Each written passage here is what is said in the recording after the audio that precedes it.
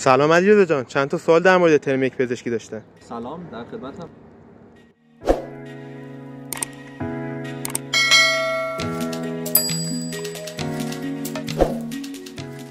ترم 1 چجور انتخاب واحد کنم؟ اصلا نگرانش نباش، ترم 1 خود دانشگاه براتون انتخاب واحدش رو انجام میده.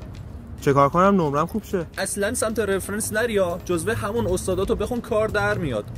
طول ترم چیا رو بخونم؟ قطعا اختصاصیایی که بهتون میدن رو بخونین، در کنارش زبان انگلیسی رو هم از عمومی‌ها فراموش نکنین. نمره گرفتن از کدوم درس راحته؟ فیزیولوژی قلب، اصول خدمات و یه سری عمومیای دیگه. زنگ تفریح هم داریم؟ کلاسای عمومی غیبت میشه که؟ بر حسب تعداد واحدایی که هر درس داره میشه غیبت کرد. واقعا بدون اجازه بریم بیرون؟ بستگی به استادش داره، ولی بعضیاشون معمولا وسط کلاس تایمی برای استراحت اختصاص میدن. چرا دانشجو پزشکی اینقدر اداییه؟ اینو دیگه ببریم از بچه‌ها بپرسیم.